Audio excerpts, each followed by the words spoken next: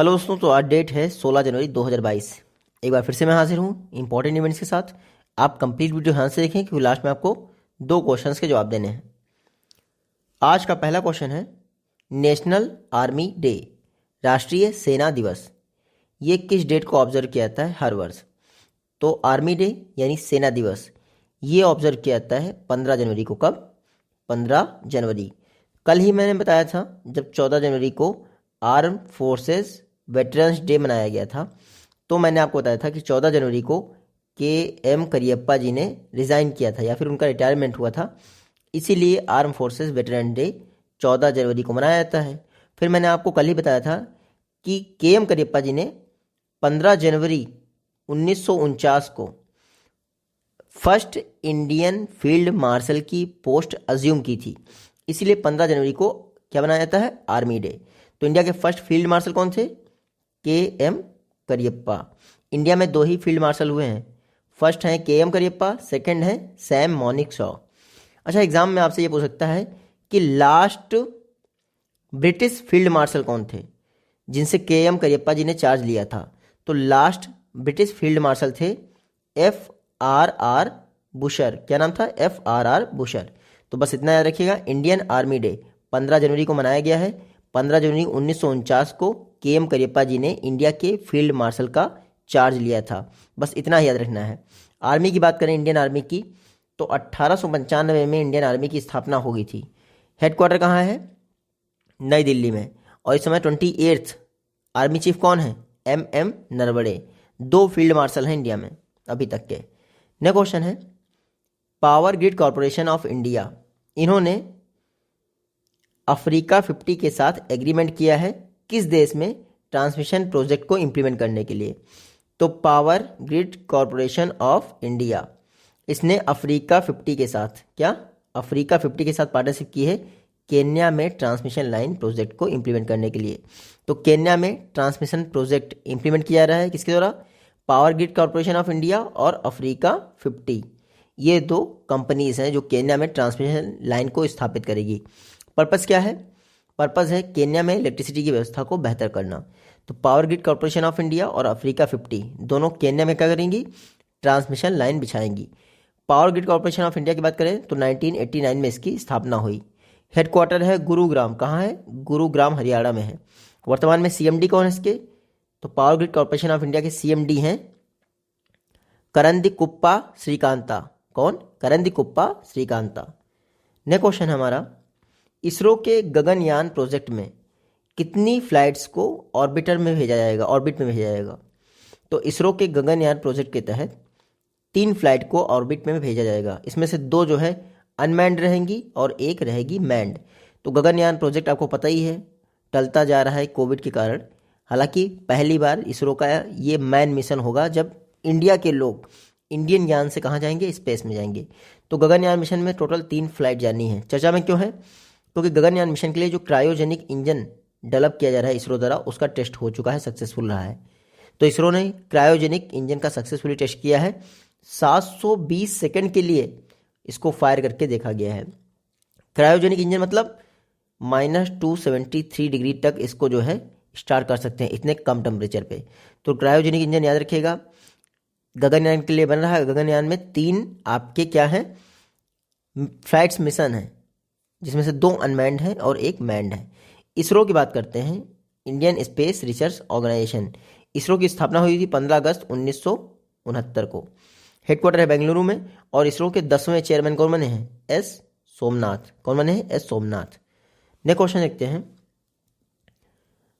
कौन सी फर्स्ट विदेशी कंट्री है जिसने ब्रह्मोस मिसाइल के लिए ऑर्डर प्लेस किया है कि वो इंडिया से ब्रह्मोस मिसाइल परचेज करेगी? तो फिलीपींस। फिलीपींस वर्ल्ड की पहली कंट्री है जिसने कहा है कि वो इंडिया से ब्रह्मोस मिसाइल परचेज करेगी। फिलीपींस और इंडिया के बीच में लगभग 375 मिलियन डॉलर का, कितना? 375 मिलियन डॉलर का एग्रीमेंट हुआ है ब्रह्मोस मिसाइल को परचेज करने के लिए। ये जो फिलीपींस है इंडियन नेवी के लिए, अपनी नेवी के लिए ब्रह्मोस मिसाइल परचेज कर रहा है। ब्रह्मोस मैं आपको बता चुका हूँ इंडिया और रशिया का ज्वाइंट इनिशिएटिव है। पहले इसकी रेंज जो है 290 किलोमीटर थी, अब 450 किलोमीटर हो गई है। ब्रह्मोस एक सुपरसोनिक क्रूज मिसाइल है। स्पीड क्या है इसकी? 2.8 मैक।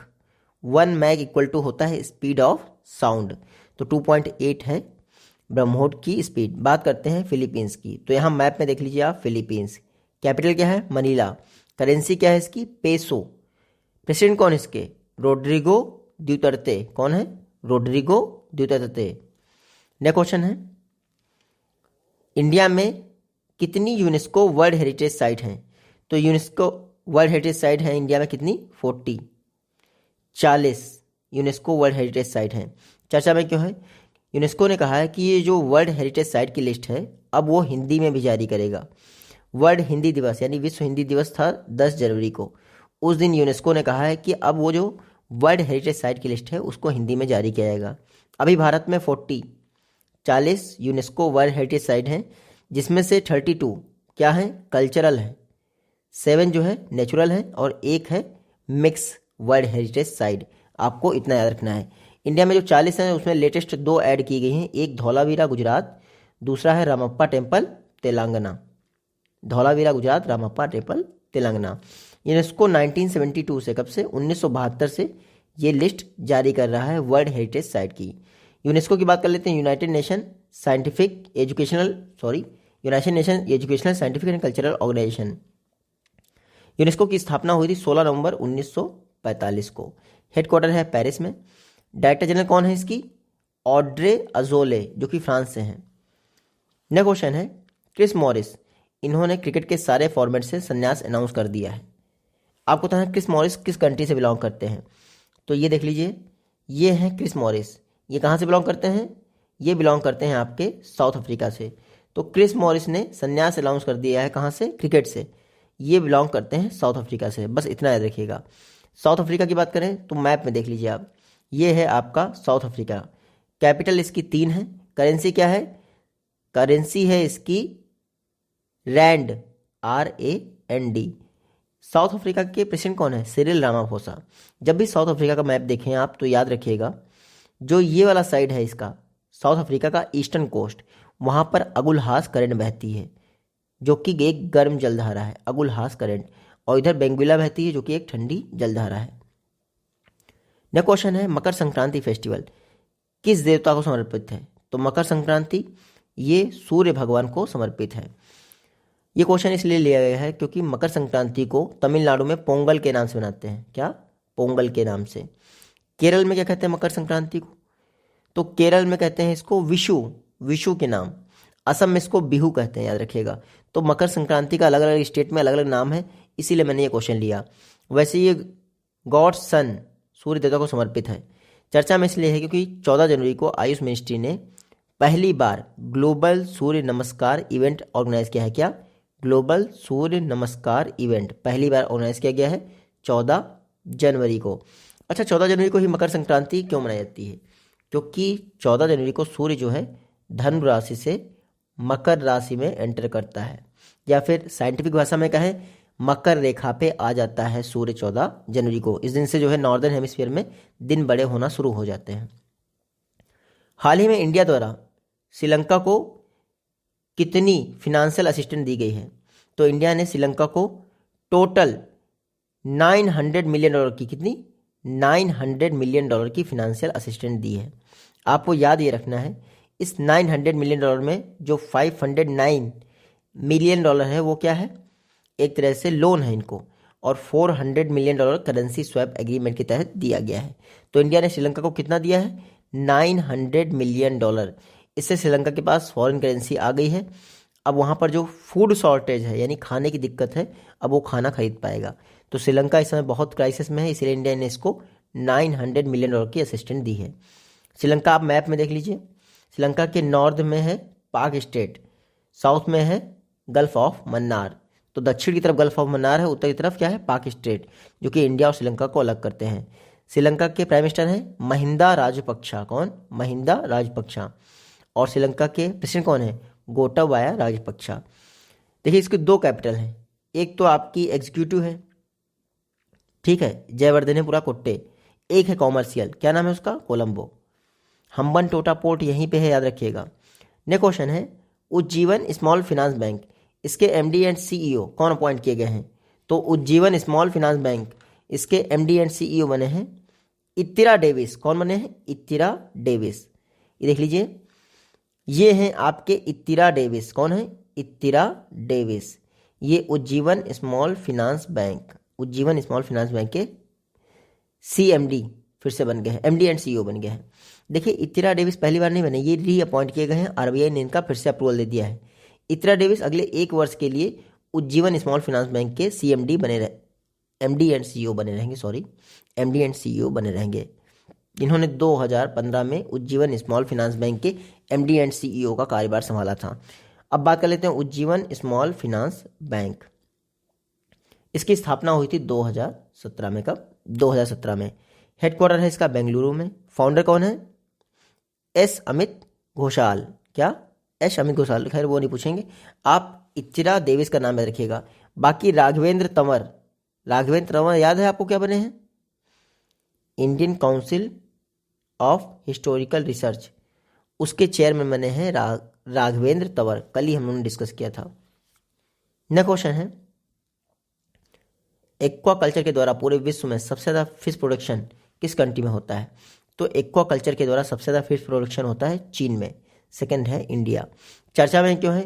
गवर्नमेंट ऑफ इंडिया द्वारा fisheries startup grand challenge launch किया गया है। फिशरीज स्टार्टअप ग्रैंड चैलेंज, ये स्टार्टअप इंडिया मिशन के तहत लॉन्च किया गया है इन्वेस्ट इंडिया और डिपार्टमेंट ऑफ फिशरीज के द्वारा। तो ये फिशरीज स्टार्टअप ग्रैंड चैलेंज किसने लॉन्च किया है? डिपार्टमेंट ऑफ फिशरीज ने इन्वेस्ट इंडिया के साथ मिलकर इसको लॉन्च किया है। पर्पस क्या है? स्टार्टअप्स जो हैं उनको फिशरीज के सेक्टर में इन्वॉल्व करना। तो सिर्फ DPIIT यानी department for promotion of industry and internal trade, उससे रिलेटेड जो स्टार्टअप है वही इसमें पार्टिसिपेट कर सकते हैं। इसमें जो भी विनर रहेगा उसको टोटल की बात कर रहा हूँ 3.44 करोड़ की असिस्टेंट दी जाएगी आपके फिशरीज स्टार्टअप ग्रेड चैलेंज के अंतर्गत। तो डिपार्टमेंट ऑफ फिशरीज इसको लॉन्च किया है, याद रखिएगा। फिश प्रोडक्शन में फर्स्ट है चाइना, सेकंड है इंडिया। नेक्स्ट क्वेश्चन है, रिन्यू बाय एक ऑनलाइन इंश्योरेंस प्लेटफॉर्म है। इसके फर्स्ट ब्रांड एम्बेसडर कौन बने हैं? तो रिन्यू बाय इसके फर्स्ट ब्रांड एम्बेसडर बन गए हैं राजकुमार राव। कौन? राजकुमार राव। ये आप यहाँ देख लीजिए, ये हैं आपके राजकुमार राव। और ये रिन्यू बाय के किसके? रिन्यू बाय आप पढ़ लीजिए, उसके फर्स्ट एवर ब्रांड एम्बेसडर बन गए हैं। अभी तक रिन्यू बाय एक तो नई ये ऑनलाइन इंश्योरेंस कंपनी है, तो कोई कैसे बन जाएगा? तो अब आप देखिए जान गए हैं रिन्यू बाय की एक इंश्योरेंस कंपनी भी है, वरना अभी नहीं जान पाते आप। तो ब्रांड एम्बेसडर कौन बने हैं? राजकुमार राव। इसी तरह आपकी एक डिजिट इंश्योरेंस कंपनी भी है, विराट कोहली उसके ब्रांड एम्बेसडर बने थे। तो इंश्योरेंस कंपनीज इंडिया में खाई खुल रही हैं, अगर ये कुछ लॉन्च नहीं करेंगे तो फिर कुछ होगा नहीं। रिन्यू बाय का एक कैंपेन है स्मार्ट टेक राइट एडवाइस। क्या है? स्मार्ट टेक राइट एडवाइस, ये कैंपेन है रिन्यू बाय का। इसी के लिए ब्रांड एम्बेसडर बने हैं कौन? राजकुमार राव। राजकुमार राव तो खैर छोड़िए, 2015 में आपके रिन्यू बाय की स्थापना हुई थी, चेयरमैन है बॉबी पवार। नेक्स्ट क्वेश्चन है, नॉर्थ ईस्टर्न स्टेट में कल्चर को प्रमोट करने के लिए हाल ही में नई दिल्ली में north east on wheel bike expedition किसने लॉन्च किया है? तो north east on wheel bike expedition ये लॉन्च किया है मीनाक्षी लेखी ने, जो कि नई दिल्ली में बीजेपी की सांसद हैं। तो ये देख लीजिए, ये हैं मीनाक्षी लेखी। इन्होंने क्या लॉन्च किया है? North east on wheel, north east on wheel. ये एक बाइक एक्सपेडिशन है। मतलब क्या है? बाइक के द्वारा नॉर्थ ईस्ट एरिया में ट्रेवल किया जाएगा और उसके कल्चर को प्रमोट किया जाएगा। बता दूं, ये बाइक जो है 6 ग्रुप में होंगी, 6 ग्रुप में होगी और इनको कुछ समय में नॉर्थ ईस्टर्न रीजन को कवर करना है। टोटल 75 बाइक्स हैं। तो ये बाइक एक्सपेडिशन है, इसीलिए इसका नाम रखा गया नॉर्थ ईस्ट ऑन व्हील, यानी पूरा नॉर्थ ईस्ट जो है व्हील के सहारे, पहिए के सहारे कवर करेंगे। किसने लॉन्च किया है? मीनाक्षी लेखी जी ने। नॉर्थ ईस्ट में बहुत चर्चा में है क्योंकि 9th नॉर्थ ईस्ट फेस्टिवल कहाँ पे हुआ है? गुवाहाटी में हुआ है। तो बस इतना ही याद रखिएगा, 9th नॉर्थ ईस्ट फेस्टिवल और ये north east on wheel bike expedition, दोनों याद रखिएगा। मीनाक्षी लेखी याद रखिएगा आप। नेक्स्ट क्वेश्चन है, सविता पुनिया 2022 के वुमेन्स हॉकी एशिया कप को क्या करेंगी? लीड करेंगी इंडियन टीम को। वुमेन्स हॉकी एशिया कप में जो 2022 में होता है, सविता पुनिया उसमें इंडिया को लीड करेंगी। ये जो आपका विमेंस हॉकी एशिया कप 2022 का है, किस कंट्री में होगा? तो ये होगा ओमान में। ओमान की कैपिटल जो मस्कट है, मस्कट में ये विमेन हॉकी एशिया कप होगा। कब?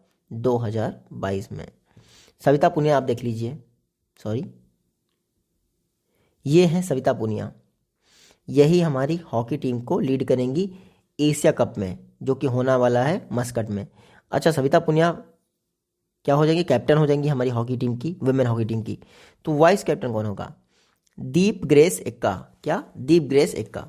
वैसे इंडियन जो हॉकी टीम जा रही है आपके 2022 hockey world cup, hockey Asia cup में भाग लेने के लिए, उसमें 16 प्लेयर्स हैं। तो विमेंस हॉकी एशिया कप ये 1985 से शुरू हुआ है। सबसे ज़्यादा बार किसने जीता है अभी तक? साउथ कोरिया ने। नेक्स्ट क्वेश्चन है, अपने कस्टमर्स को बायोमेट्रिक ऑथेंटिकेशन सॉल्यूशन प्रोवाइड करने के लिए किस बैंक ने मिनीकॉस्ट पे के साथ पार्टनरशिप की है? किसने? मिनकॉस्ट पे के साथ पार्टनरशिप की है एक्सिस बैंक ने। तो एक्सिस बैंक ने मिनकॉस्ट पे के साथ पार्टनरशिप की है। किसके साथ? मिनकॉस्ट पे के साथ पार्टनरशिप की है कस्टमर्स को बायोमेट्रिक ऑथेंटिकेशन सॉल्यूशन प्रोवाइड करने के लिए। तो बायोमेट्रिक तरीके से आप अपना अकाउंट ऑथेंटिकेट कर सकते हैं, इसीलिए मिनकॉस्ट पे के साथ पार्टनरशिप की है एक्सिस बैंक ने, याद रखिएगा। इसमें क्या होगा? आपके फिंगर और फेस रिकॉग्निशन को आसानी से प्रोवाइड किया जा सकता है, तो केवाईसी जो है आसान हो जाएगा। तो एक्सिस बैंक और मिनकॉस्ट पे पास आए हैं, किस लिए? ताकि बायोमेट्रिक ऑथेंटिकेशन आसानी हो सके। एक्सिस बैंक की बात करें तो इसकी स्थापना कब हुई थी? 1993 में। हेडक्वार्टर है इसका मुंबई में। सीईओ हैं अमिताभ चौधरी। कौन है? सीईओ हैं अमिताभ चौधरी। एक्सिस बैंक ने ये किया है। कल मैंने आपको बताया था बेस्ट ग्लोबल प्राइवेट बैंक किसने जीता है खिताब? एचडीएफसी ने। नेक्स्ट क्वेश्चन है, डेविड सशोली, हाल में इनका निधन हो गया, कहाँ से बिलोंग करते हैं? तो डेविड सशोली, याद रखिएगा, इटली से बिलोंग करते हैं। कहाँ से? इटली से। पहले इनको आप देख लीजिए, ये हैं आपके डेविड सशोली, कहाँ से बिलोंग करते हैं? इटली से। डेविड ससोली इसलिए बहुत फेमस हुए क्योंकि जो यूरोपियन पार्लियामेंट है, यूरोपियन पार्लियामेंट, उसके प्रेसिडेंट रह चुके हैं डेविड ससोली, इटली से बिलोंग करते हैं। हाल ही में इनका निधन हो गया। नाम याद रखिएगा, डेविड ससोली। कल मैंने आपको बताया था डेओन लेंडोर, डेओन लेंडोर यूएस के एथलीट थे, उनका निधन हो गया। तो डेओन लेंडोर, याद रखिएगा, यूएस के एथलीट थे, उनका निधन हो गया। और आज डेविड ससोली का निधन हो गया, इटली से थे और यूरोपियन यूनियन के क्या बने थे? प्रेसिडेंट। ये आज की वीडियो से क्वेश्चन है, दोनों यूनेस्को से ही रिलेटेड हैं, आप इजीली इनका जवाब दे पाएंगे। जल्दी मिलते हैं आपसे अपनी नेक्स्ट वीडियो में। तो take care, good bye and जय हिंद।